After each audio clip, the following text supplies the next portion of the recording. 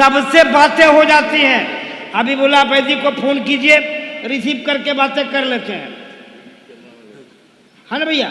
उसके बाद आइए, नजीम रजा फैजी से बातें हो जाती है। 1990 से मैं जलसा करता हूँ, फोन कीजिए, मैं बातें कर लेता हूँ। अगर कोई बात नहीं करता है तो मुफ्ती हम्माद रजा का मोबाइल जब चाहो हमेशा बंद है। मुफ्ती हम्माद साहब आखिर किसी का कॉल क्यों नहीं उठाते? एक दिन में 1000 कॉल आने के बावजूद एक भी कॉल रिसीव क्यों नहीं करते? हलचल सिवानी साहब आखिर इतना नाराज क्यों है? आखिर मुफ्ती हम्माद साहब ने हलचल सिवानी का फोन क्यों नहीं उठाया? उनकी क्या वाकई में कोई मजबूरी थी? क्या मुफ्ती हम्माद साहब जलसे में आने से इनकार करते हैं? क्या मुफ्ती हम्माद साहब को कोई और परेशानी थी? आइए तमाम बातों का जवाब इस बयान में सुनेंगे। अस्सलामु अलैकुम वरहमतुल्लाहि वबरकातुहू। आप हजरात देख रहे हैं बयान रिएक्शन चैनल। आप तमाम हजरात से गुजारिश है चैनल को जरूर सब्सक्राइब करें और दोस्तों अहबाब को वीडियो को जरूर शेयर करें। कि क्या बताऊं कि क्या मदीना है।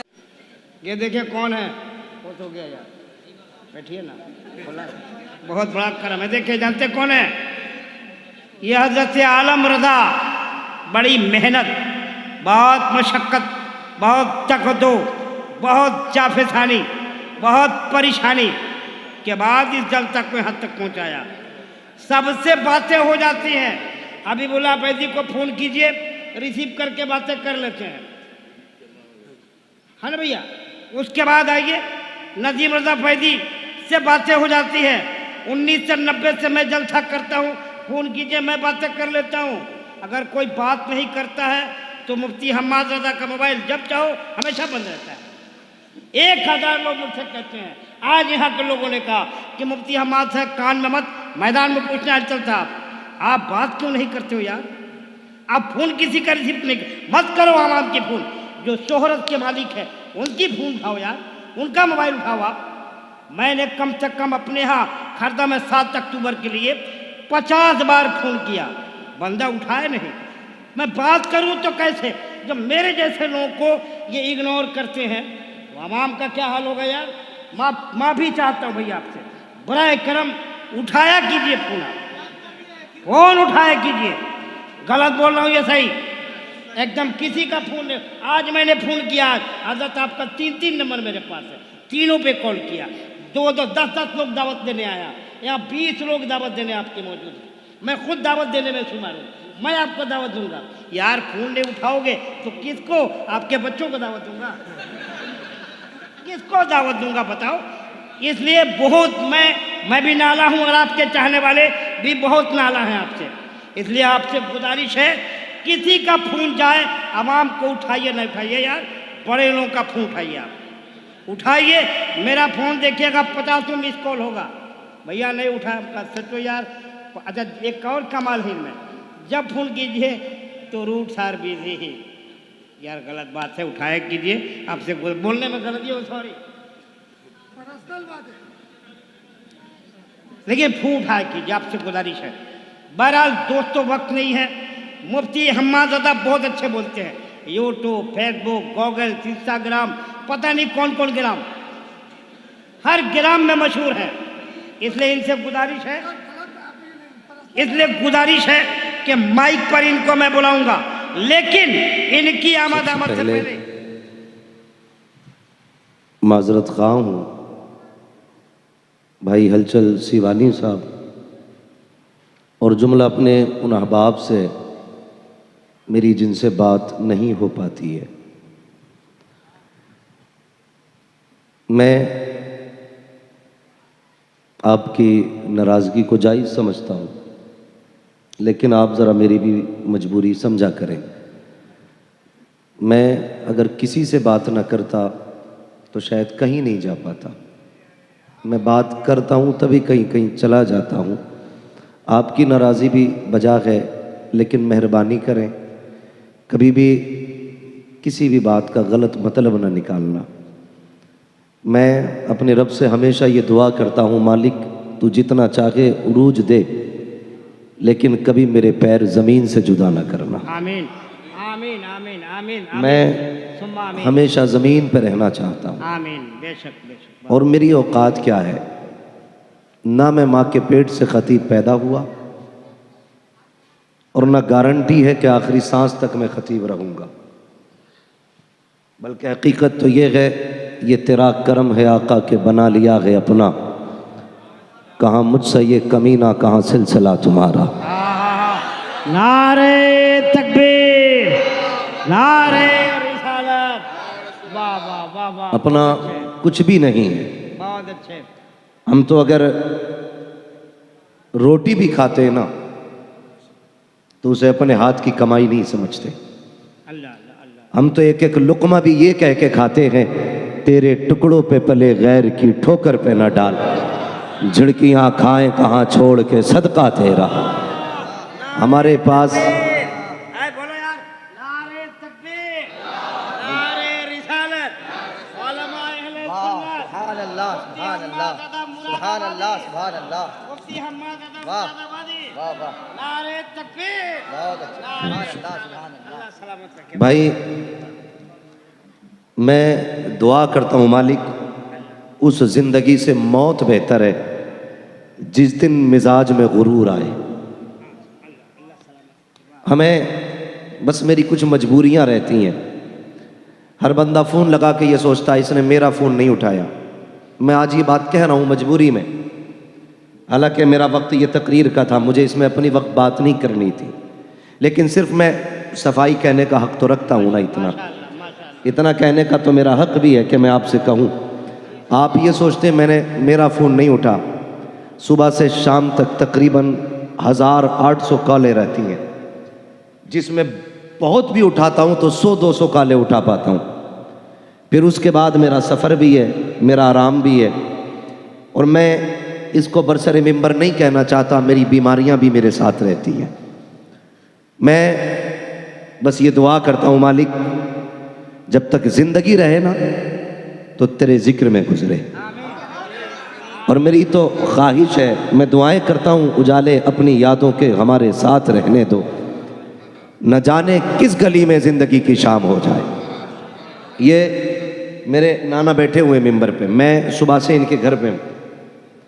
ये 4-4 घंटे मुझे छोड़ के गए कि तुम सो जाओ, लेकिन ये जब पलट के आए गवाह हैं, मैं इनको जागता मिला। इन्होंने ये कहा सोए नहीं, तो मैंने सीधी बात कही, ये फ़ोन पे बात कर रहा था। पूरे हिंदुस्तान, सिर्फ हिंदुस्तान नहीं, बाहर से मेरे भाई कॉल आते हैं, और सिर्फ जलसों के नहीं, उसमें हर तरह के कॉल आते हैं। कोई गम के मारे भी फ़ोन करते हैं, कोई मुसीबत ज़दा भी फ़ोन करते हैं, कोई परेशान हाल भी फ़ोन करते हैं। रह गई बहुत बड़े लोगों की बात, तो मैं सबसे छोटा हूँ। मैं जानता हूँ जितनी मेरी उम्र है इतने तो भाई हमारे बड़े भाई सीवानी साहब निज़ामत कर रहे हैं उतने सालों से जलसों में। अल्लाह इनकी उम्र में बेपनाह बरकतें अता फरमाए और इनको उम्र खिज़र अता फरमाए। मुझसे अगर तकलीफ़ पहुँची है तो माजरत खा हूँ। मैं बस इतना आज कहना चाहूँगा, कोई मुझे खैरियत के लिए भी फ़ोन ना किया करे। मैं इतना मसरूफ़ और इतना उलझा हुआ रहता हूँ कि खैरियत वाले फ़ोन भी कभी कभी मुझे बोझ लगते। मुझे मेरे रब के हवाले कर दे ज़रूरत के लिए। और तकलीफ़ क्या होती है मैं बता दूँ आज बाबा। तारीफ़ दे दीजिए ना। हाँ, तारीफ़ हुआ तो तब दे जब हमारी तारीफ़। मैं हलचल भाई बैठे हैं, मैंने कल ये बात कही थी, कहाँ था कल मैं, पुणे में। कल मैंने ये बात कही थी, मैंने कहा था कि जितनी बार हम घर से निकलते हैं ना, हमें उतनी बार अपने जनाजे का मंजर नजर आता है। अल्लाह। उसकी वजह यह थी कि जब हम घर से निकलते हैं, हमारे बच्चे इस तरह हमारे आने के दिन का इंतजार करते हैं जैसे लोग जलसों के दिनों का इंतजार करते हैं। मुझे नहीं लगता मेरी जिंदगी अपनी है भाई आलम साहब। मैं सिर्फ इसलिए जलसे में आया हूं कि हो सकता अल्लाह इन जलसों के सदके मुझे जिंदगी बख्शे। मैं माइक में कह रहा हूं, झूठ नहीं है। मुझसे डॉक्टर ने यह कहा था 90 दिन तुम्हें बिस्तर से नहीं उठना है।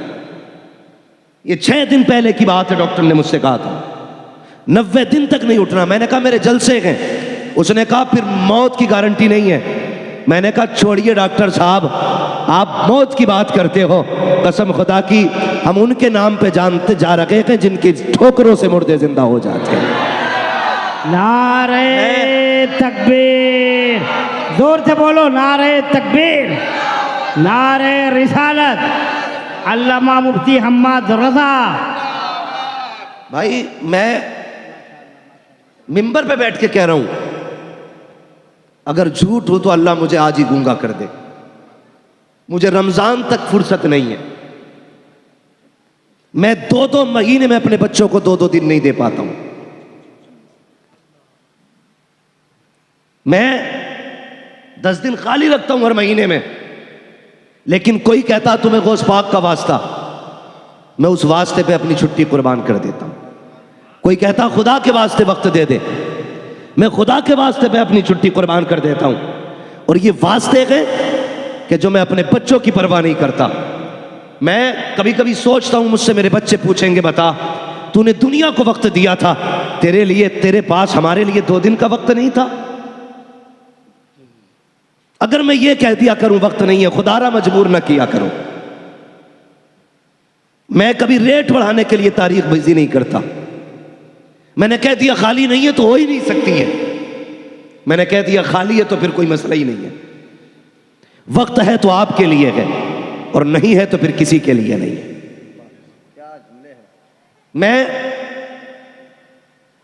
मैं क्यों इतना वक्त, मैं जानता हूं मेरा फ्यूचर मेरे साथ क्या करेगा। गुलाम मोहिउद्दीन सुबहानी, शायद कोई बच्चा ऐसा होगा जो उन्हें नहीं जानता होगा।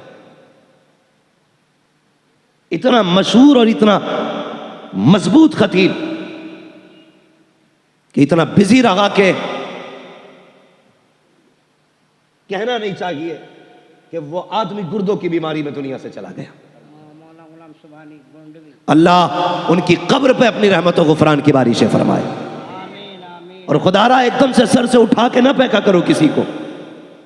गुलाम मोहिउद्दीन सुबहानी जब मुंबई तकरीर करने जाते थे ना, 8-8 गाड़ियां लेने के लिए एयरपोर्ट आती थी, लेकिन जब वही बंदा गुर्दे का मरीज हुआ ना, तो एक बंदा एयरपोर्ट से रिसीव करने उस बंदे को नहीं आता था। वो बंदा ऑटो करके हॉस्पिटल तक मुंबई में जाता था। क्यों? क्या कौम की जिम्मेदारी नहीं थी? जिसने बच्चों की फिक्र की बगैर जिंदगी पूरे दीन के लिए लौटा दी, तुम्हें तो सर पे उठा के रखना चाहिए था। खुदारा इनकी कुर्बानियां जाने। और कभी तुम हाथ उठा के अपने बाप के लिए दुआ किया करो तो गुलाम मोहिउद्दीन सुबहानी के लिए भी दुआ कर दिया करो, अल्लामा अबुल हक्कानी के लिए भी दुआ कर दिया करो। हाँ, कभी कभी दुआ किया करो ना। तो कारी साहब, कारी रजीउल्लाह चतुर्वेदी, कभी उनके लिए भी दुआ कर दिया करो। वो बोलते बोलते दुनिया से चले गए। हमारी कौम ने क्या दिया खतीबों को सिवाय इल्जाम के? खुदारा मजबूरी समझा करो। और अगर कोई खतीब तुमसे छुट्टी मांगे तो उसे छुट्टी दे दिया करो। वजह बता रहा हूं, बीमारी की वजह से। मैं मिंबर पे बैठ के कहता हूं मेरे गुर्दों में भी तकलीफ है, फेफड़ों में भी तकलीफ है, लेकिन सिर्फ यहां तक क्यों आया? अगर मैं ना आता, मेरे पास सर्टिफिकेट मौजूद है, मैं भेज सकता था मौलाना आलम को कि ये देखिए मेरी रिपोर्ट है, ये डॉक्टरों का कहना है, ये हकीम की राय है, और ये मेरे कागज हैं। मैं नहीं भी आ सकता था, लेकिन मुझे मालूम है ये कौम इन्हें नहीं जीने देती। अक्सर तो ये कहते कि झूठा नाम डाला था इश्तिहार में। बाकी जिन्हें यकीन होता वो ये कहता शायद हम्माद को कहीं जलसे की तारीख मिल गई इसलिए वो यहां नहीं आया। खुदारा बदलें अपने नजरिए और दिलों में कुछ गुंजाइश पैदा करें, गुंजाइश पैदा करें। अगर तुम्हारे आगे कोई माजरत पेश करे, उसकी माजरत कबूल कर लो, कयामत में खुदा तुम्हारे थोड़े अमलों से राजी हो जाएगा। हाँ, बस मुझे ये कहना था। आप जरूरत से कॉल करें। अगर मैं फोन पे एक बार किसी से ये कह दूं कि खाली नहीं है, तो बस भाई ये न किया कहा करें कि देख लीजिए, कर लीजिए, मेरी डायरी है, मुझे पता है। कुछ कर लो। कुछ करने का क्या मतलब है? दूसरे की काट के हमारी लिख दो, यही तो है कुछ करने का मतलब ना। गुंजाइश, क्या गुंजाइश? कि महीने के मैं 35 दिन कर लूं? हफ्ते के 11 दिन कर लूं, जिस महीने के जितने दिन है उतने ही रहने। गुंजाइश का क्या मतलब है? यही तो सूरत है, या तो हफ्ते के 8 दिन बना लूं या महीने के 35 बना लूं। ये मुझसे नहीं हो सकता। हाँ, एक काम कर सकता हूं, इनकी काट के इनकी लिख सकता हूं, लेकिन बताइए क़यामत में इन्हें क्या जवाब दूंगा मैं? इसलिए खुदा रहा, बस मेरे भाई, अगर फिर भी मुझसे किसी को तकलीफ हुई है, खुदा के वास्ते माफ कर देना। मैं यहाँ दिल दुखाने वाली बात नहीं करना चाहता, बस मैं कुछ कहना चाहता था। हमेशा यही दुआएं मांगा करो, उजाले अपनी यादों के हमारे साथ रहने दो, न जाने किस गली में जिंदगी की शाम हो। अल्लामा मौलाना मुफ्ती हम्माद साहब किबला ने हक फरमाया, सच फरमाया कि जो है कौम ऐसे है कि उलमाए किराम को जीने नहीं देते। उलमाए किराम की भी पर्सनल लाइफ होती है, उनके भी बीवी बच्चे होते हैं, उनको भी हमारे जैसा बुखार भी होता है, उनकी भी तबीयत ख़राब होती है, उनके भी घर में फंक्शन वगैरह, शादी ब्याह, मैयत वगैरह सब कुछ होती है, लेकिन उनको इस तमाम चीज़ों से कोई मतलब नहीं। उलमाए किराम के पर्सनल लाइफ से कोई मतलब नहीं। बस उसको जो है अपने वक्त पर तारीख पर हाजिर होना तो हाजिर होना, नहीं तो वो आलिम झूठा, वो आलिम मक्कार, वो आलिम पैसाबाज, वो आलिम पैसों का दीवाना। यही हमारे कौम के हालात हो गई है। कौम जो है उलमाए किराम के बयान से नसीहत नहीं, बल्कि उलमाए किराम पर उंगली करने को जो है अपनी बहादुरी और अपने आप को मुसलमान होना जो है समझते हैं। हम लोगों को चाहिए कि उलमाए किराम की अदब करें। जब तक वो लोग जिस तरह दुनिया में रहते हैं, उन लोगों से मोहब्बत और प्यार करते हैं, वैसे ही उनकी इस दुनिया से तशरीफ़ ले जाने के बाद, पर्दा फरमाने के बाद, उन्हें उलमाए किराम को याद किया करें, उनके नाम पर दुआए खैर किया करें, एहसान सवाब किया करें। अल्लाह ताला की बारगाह में दुआ है, अल्लाह ताला हम तमामी लोगों को उलमाए किराम की सच्ची अकीदत और मोहब्बत हम तमामी लोगों के दिलों में पैदा फरमाए।